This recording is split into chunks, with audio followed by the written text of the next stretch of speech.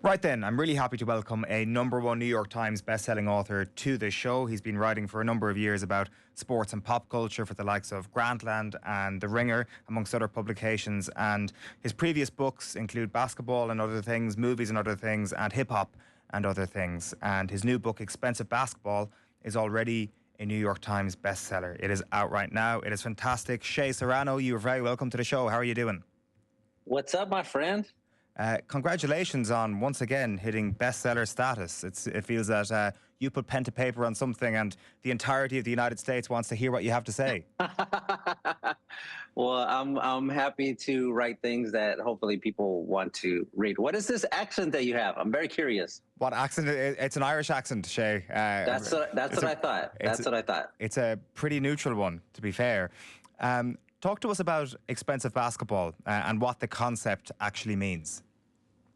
So the concept is a thing that I think people understand implicitly. Yeah. Without it, I don't think you need a full-on explanation. And the way that I sort of present that is with a hypothetical that I put in the introduction of the book. And I say, if someone were to show you without any explanation at all, they just showed you a video of Ray Allen shooting a jump shot. They're like, here, watch this. Great, I watched. And then they showed you a video of Joakim Noah shooting a jump shot. And then you watch that one. And then they asked you, which of these two is more expensive? Right? No explanation, no anything. You would know, for whatever reason, that the Ray Allen one is more expensive. There's no way to assign an actual value to it, but you would know that one is more expensive. It just looks important. It feels elegant. And that's what the book is. It's just like a bunch of basketball things like that there's no way to measure it. There's no number you can assign to it, but they feel important. And, the book is 30 chapters long. Every chapter is like a different basketball thing like that, something that feels important. You're trying to recapture basketball that can be measured by the soul as opposed to being measured by the numbers. Yeah, that's a great way to say it. I should have wrote that in the book. Yeah. And the thing there's so many different questions that I've got about it. First of all, the idea of expensive basketball can be extrapolated to any other sport in the world. And I think it brings us back to this primal idea of why we love sport in the first place, because it's all about how we feel in an instance. One of the questions I had is how does this settle the everlasting GOAT debate in basketball, for example? How can expensive basketball shoehorn its way into First Take to finally settle once and for all the Jordan versus LeBron conversation? Well, I think that's why it's interesting, because it can't, is the thing. That when you're talking about expensive, it's just sort of a synonym for something that made you feel something. I noticed that you have soccer stuff behind you, right? Yeah. I'm not a soccer guy. I don't know anything about soccer, but 2006 rolls around or whatever. I remember watching the World Cup around that period, whatever it was, 2006, 2008.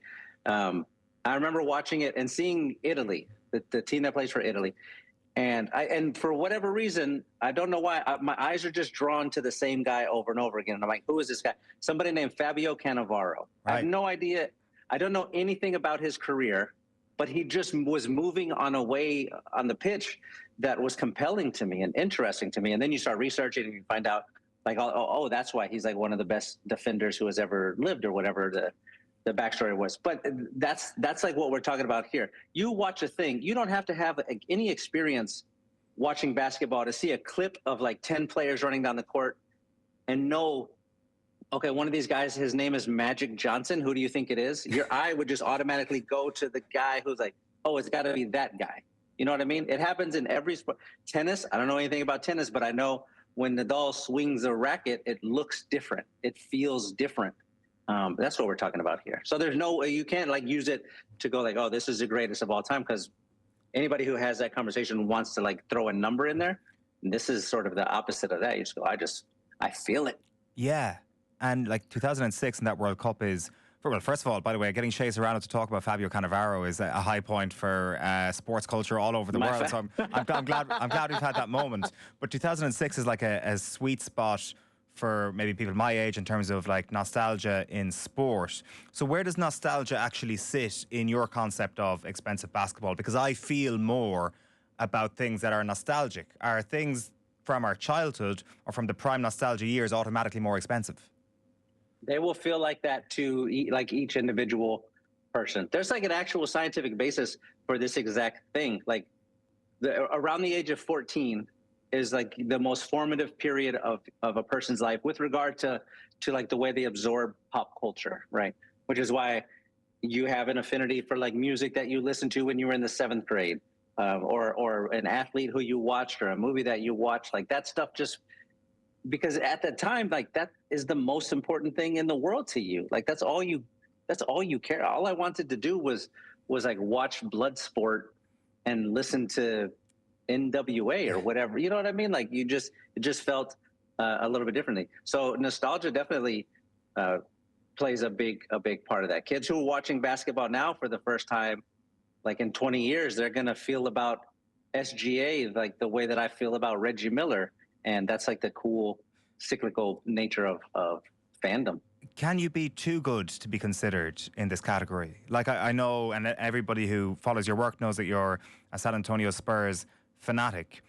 Because Victor Wembanyama can do literally everything, does the sheen of being an expensive basketballer change a little bit? I don't think it changes. He just gets it.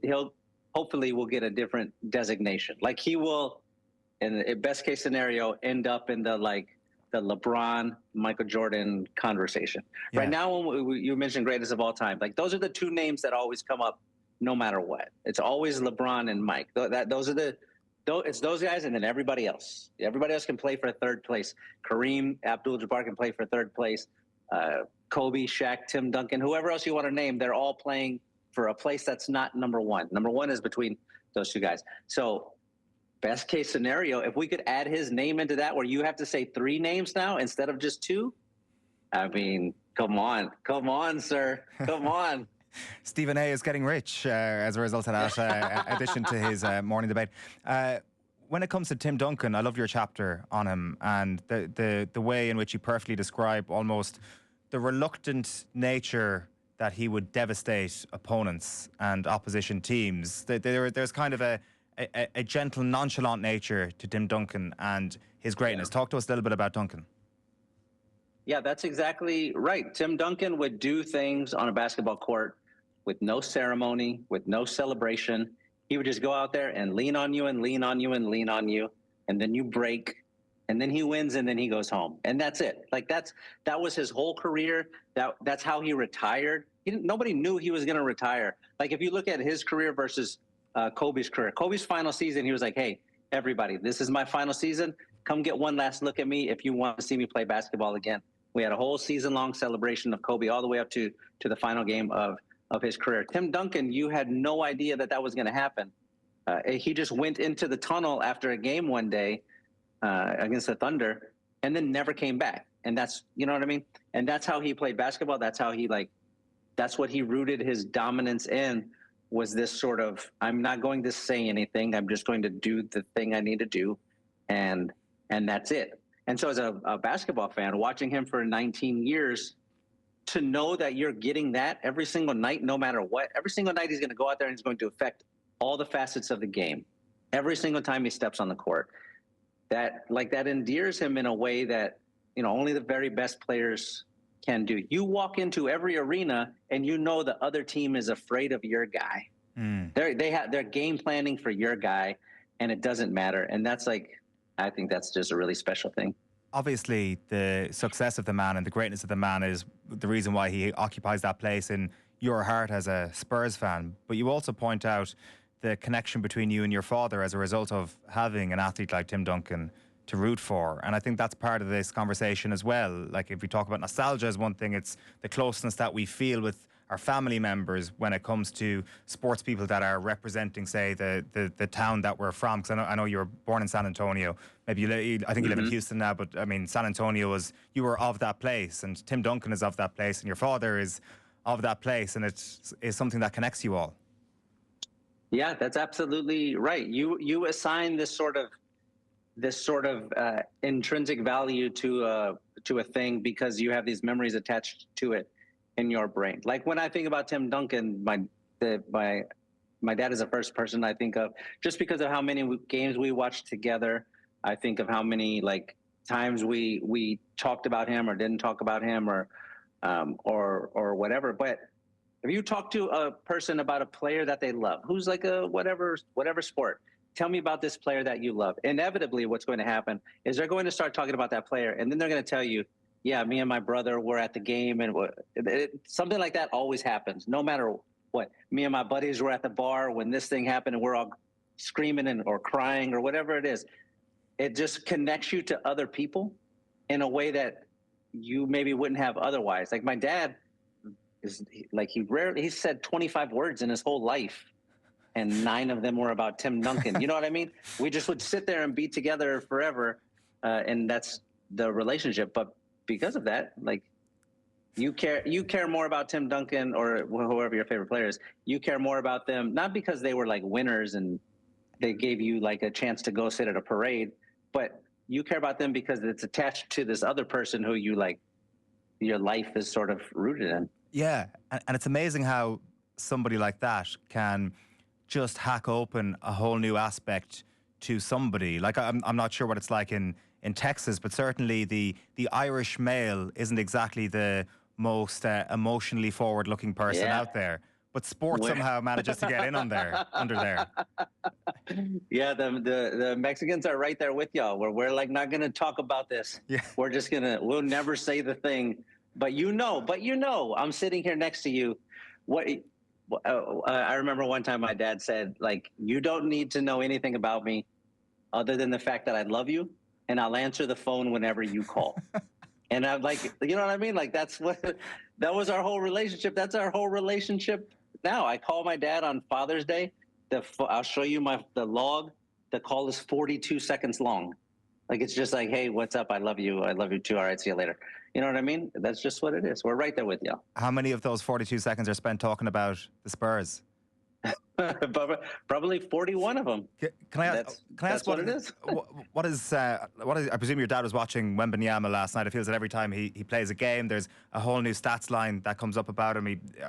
Last night it was 35 plus points, 10 plus rebounds, 5 plus assists, 5 plus 3-pointers, and 5 plus blocks in a game. The first player in NBA history to put that up. Again, for this conversation about feeling things, I had to bring some statistical analysis into things. How do you and your dad talk about Wemby? The same sort of way that we would talk about Timmy, and it's just in the, can you believe that this is happening, that we're doing this? Like, okay, so you mentioned that stat line with Wemby last night, right? This, like, nobody has ever done this before. That was the thing that came out of the game.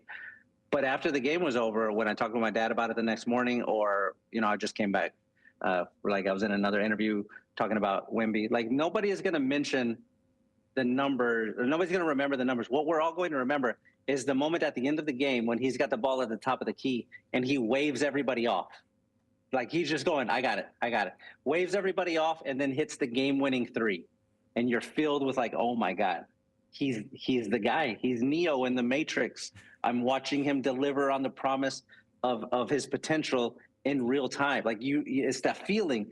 Go watch the clip, and just seeing him wave everybody off and everybody realizing, oh my God, this is like, it's never the numbers first. The numbers are great, but they're always in service of this other thing. And in this case, they're in service of that feeling that he puts in your chest. You guys have been pretty lucky as Spurs fans. I mean, to go from Duncan to Wembanyama in a relatively short period of time. A lot of fan bases wait multiple decades before they can claim to have two superstars like that. Yeah, I'm glad we don't have to wait that long. And we had Kawhi in between those two, in between Tim and Wemby. We had Kawhi for a little bit. That, of course, fell apart. But yeah, having these like generational big men show up every 10 years or whatever, I don't hate it. No, it's a good life. Kawhi actually is a good one to mention here in the context of what expensive basketball is. And maybe this kind of comes back to the point I was trying to make about Wembanyama, that he's almost too good to be considered expensive. And you talk about the Kawhi buzzer beater against, who was it? Against Philly. Against the Sixers, yeah. Yeah, against the Sixers, yeah. And the fact that if that's a shot from the corner that goes in after touching the rim once or twice, it's not as good as a swish. But because it touches the rim multiple times and there is a sort of complete unique nature to it, like it's not the perfect shot because it's not a swish. So its imperfection almost makes it. Yeah, that's right. If we go back and we edit that shot and just make it a swish, it would of course be important. The first ever Game 7 buzzer beater game winner. But because it bounces around, because it adds that extra second and a half when you're not certain if it's going to go in, it makes it feel more interesting. It makes it feel more captivating. We just watched it last postseason with Tyrese Halliburton against the Knicks in Game 1. When he shoots the shot, if it just drops straight in, that's great. But because it bounces in the air and you go, oh, he missed it. Oh, wait a second. Hold on. And the place just goes, New York, of course, caves in on itself, but everybody else erupts. Yeah, it just makes it a little cooler. It was one of my favorite sounds in sport of the 21st century, those 5 seconds of that Halliburton shot. The air kind of coming in and then sucking out of the arena all in one fell swoop. Yeah. Listen, Shay, we're completely out of time. Massive fan of your work. Expensive Basketball is out now. You can get it online. It's really worth your time. As I say, if you're a basketball fan, you're going to really love it, but you're going to find a lot of similarities no matter what your sport is. Shea Serrano, thank you. Thank you. Be safe.